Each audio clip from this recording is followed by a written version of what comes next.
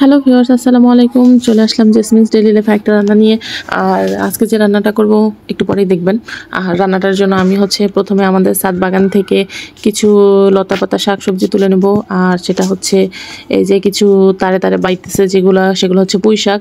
আর নিচে এগুলো হচ্ছে পুঁই শাক, আর নিচে যেগুলো হচ্ছে আলুর শাক। আর আমি কিছু পুঁই শাক আর আলু শাক তুলে নিয়েছি। আর এগুলো এখন হচ্ছে খুব ভালোভাবে পরিষ্কার করতে হবে। যদিও ময়লা নেই, বালু নেই, কোনো কিছু নেই, তারপর আমি সুন্দর করে একটু ছোটো করে কেটে নেব। আর এই রান্নার জন্য লাগবে হচ্ছে কিছু সংখ্যক মাছ। আর এই মাছগুলোকে হচ্ছে বড় বড় মাছ ছিল, এগুলোকে আমি একটু ছোটো ছোটো টুকরো করে নেব। এই যে আমার মাছগুলো ছোটো ছোটো টুকরো করা হয়ে গিয়েছে, আমি এরকম করে ছোটো ছোটো টুকরো করে নিয়েছি। আর লাগবে কিছু মরিচ কুচি আর পেঁয়াজ কুচি। আর মরিচ কুচির পেঁয়াজগুলোর মধ্যে প্রথমে আমি একটু লবণ দিয়ে দিচ্ছি একটু হলুদ, আর দেবো একটু সামান্য একটু জিরা গুঁড়া।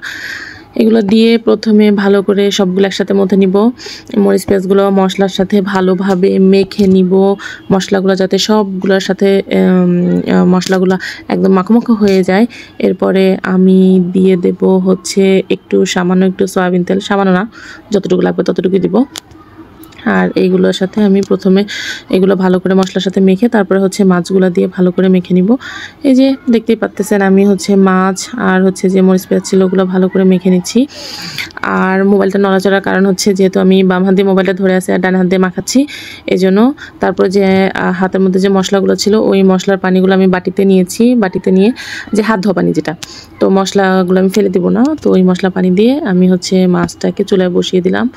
আর যখন মাছটা বলক চলে আসছে, এই যে দেখতে পাচ্ছেন বলক চলে আসছে, আর এই পর্যায়ে দিয়ে দেবো যে শাকগুলো আমি ছাদ বাগান থেকে নিয়ে আসছিলাম ওই শাকগুলো।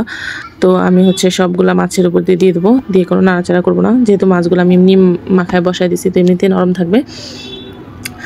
তারপর শাকগুলো দিয়ে আমি একটু ঢেকে দিব। এই যে দেখতেই পাচ্ছেন কত সুন্দর কি। এখন আমি একটু নেড়ে চেড়ে দেখলাম যে আসলে সবগুলো মশলার সাথে মাখা হয়েছে কিনা।